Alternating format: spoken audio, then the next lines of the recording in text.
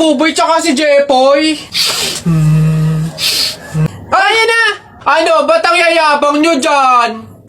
Joke lang naman yon. Wala, laban na lang tayo ng flip top para malaman ko sino talaga mas magaling. 2 versus 2, ano? Ano? Ako si Duterte, ikaw si Bato. Ako presidente, ikaw kalbo! Ano?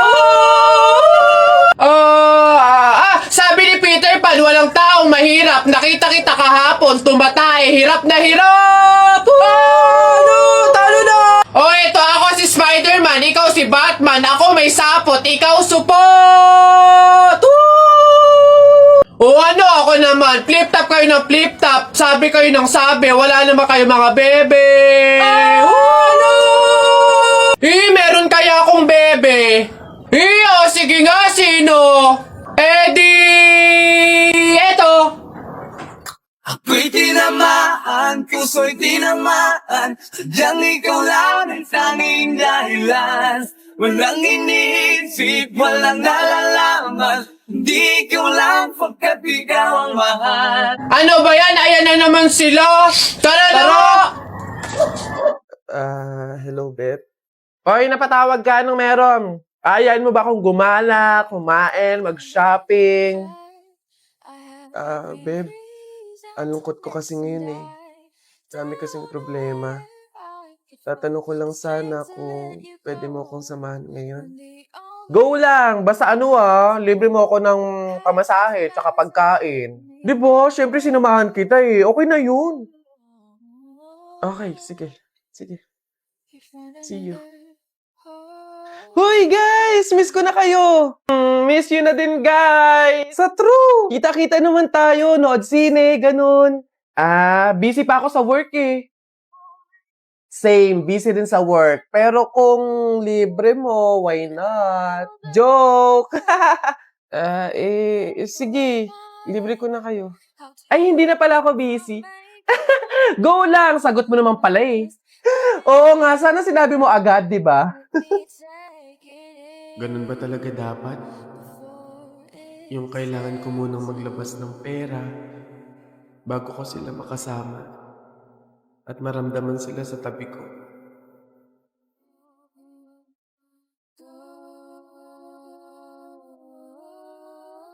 Buti naman anak, makakalipat na tayo ng bahay. Ay, so nga nay, buti na lang makakalipat na tayo sa mas maayos na bahay. Pero may tanong ako, bakit ang daming nagsasabi na pamahiin daw kapag daw lilipat ng bahay at paalis na, wag na daw lilingon dun sa bahay na yun kasi may mangyayari daw masama?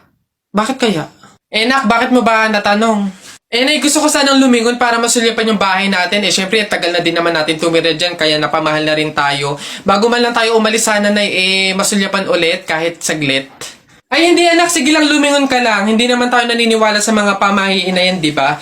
Walang mangyayaring masama, panigurado, promise. Sige, nay. Ay! Hoy, kayong dalawa. Ay, ano? Ganon-ganon na lang yun? Aalis na kayo agad, ha? Hindi nyo pa nga tapos bayaran yung upa sa bahay, eh. Pati yung ilaw at tubig, hindi nyo pa tapos bayaran, tapos aalis lang kayo, ha? 10 yung pinapakain kong anak, tapos yung asawa ko batugan pa, tapos aalis kayo, hindi kayo magbabayad. Ang kakapala mukha nyong lahat. Hindi ako papayag. Balik! Uwi!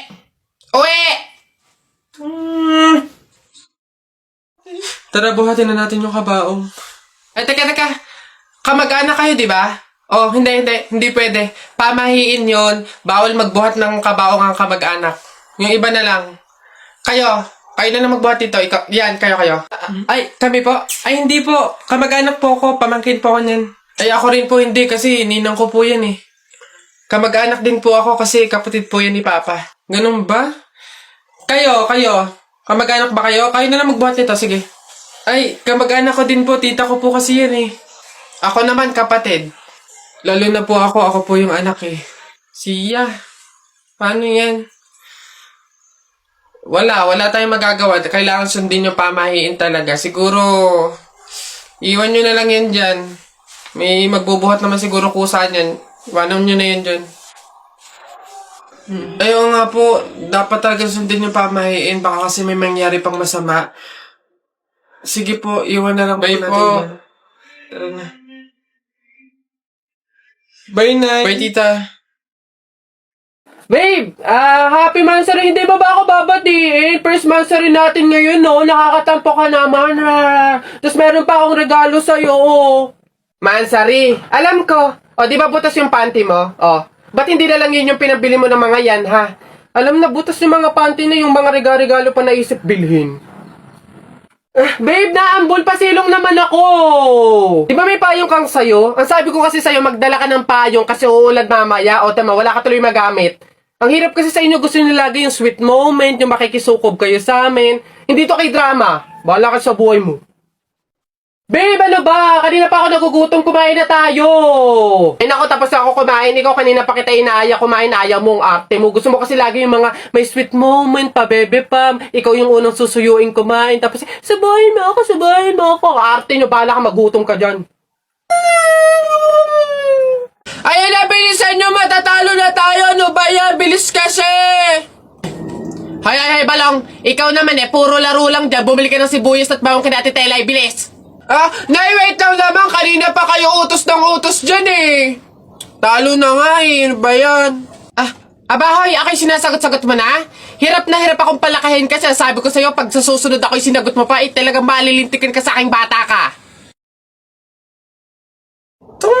Nagawa mo na ba yung mga assignment mo, ha? Yung kwarto, nalinis mo na ba? Sabi ko sa'yo. Tsaka nga pala yung pinggan, ha? Niligpitan mo na ba? Sabi ko, hoy! Ako talagang bata kay ginigigil mo, ha? Ba't hindi ka umimik dyan? Sabi niyo po, huwag kayong sasagutin. Gulo niyo din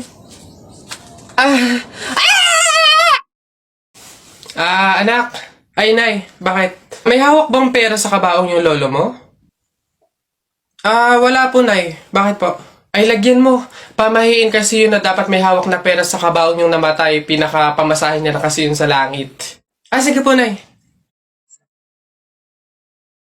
Ay. Ito po, lo. Pamasahin niyo sa langit. Ingat.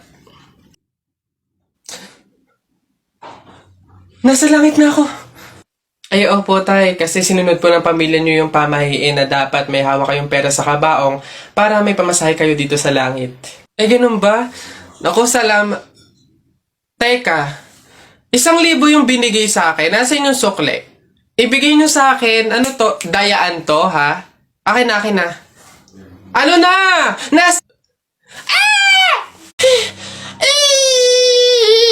Sige, nak, manganganak ka na, ha? May pamahiin tayo dyan. Oo, Nay. Ano nga ulit yun? Huwag kang magagalit o maiinis kapag nanganganak ka na. Ha? Bakit? Kasi daw maaari magkaroon ng kapansanan yung anak mo. Kaya pigilan mong huwag magalit, huwag mainis. Sige. Pipilitin ko. Ayan na, ma'am. Nakikita ko na yung ulo. Konti na lang, ma'am. Iri pa na. Konti, ma'am. Ayan na. Ayan na. Ay, naputol ko yung ulo ng bata. Ay, ano? Ay, anak, pamahiin. Pilitin mo huwag magalit. Dali. Okay. Chill. Pamahiin. Sige, nurse, kabit mo na lang mamaya. Hala, Nay! Ay, kalabaw. Bakit? Nay, napunit yung damit ko sumabit dun sa pako. Ganitong damit pa naman yung kailangan namin suotin sa party bukas. Paano na yan? Di tahiin mo na lang. Bawal yun. Hindi pwede. Pamahiin na bawal magtahi ng gabi at malas daw yun sa pamilya. Halay, anong gagawin ko? Pamahiin pa kasi.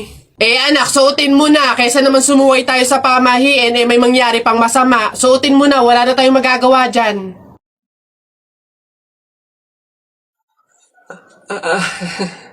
Di ba? Ay!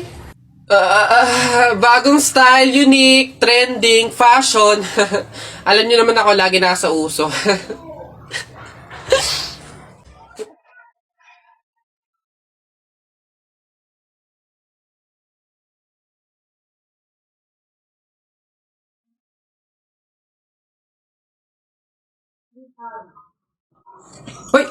Hoy, anak, ano yung ginagawa mo?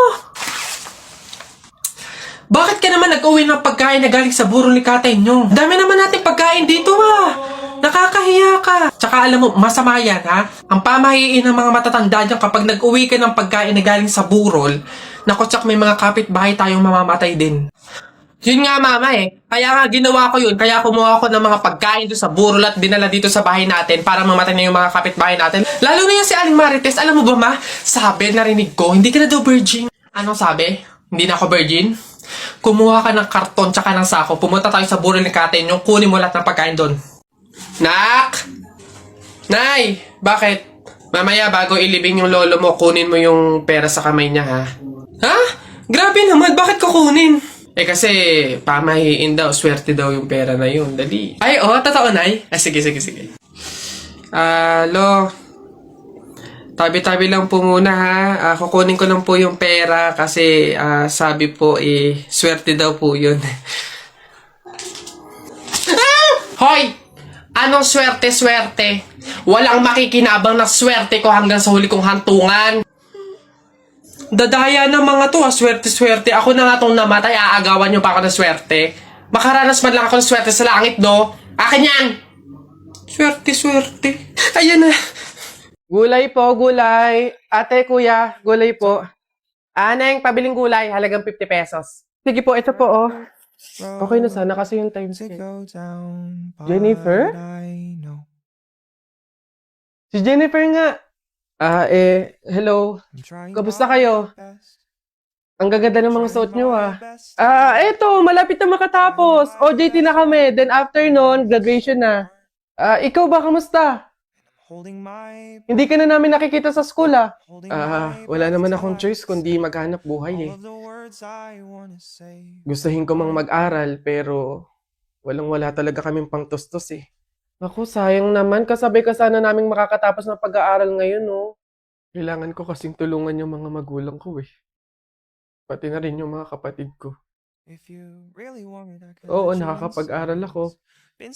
Pero kung nakikita kong nagugutom yung pamilya ko, wag na lang siguro muna. Di bali, okay lang yun. Hindi naman nagmamadali sa pag-aaral, eh. Andyan lang naman yung education. Kapag okay ka na, kaya mo na, edi tsaka ka bumalik, di ba? O siya, dito muna kami, ah. Mahuhuli na kasi kami, eh. Jennifer, good luck, ha. Kaya mo yan. Wala kang hindi kaya, di ba? See you. Always rooting for you, Jennifer. See you.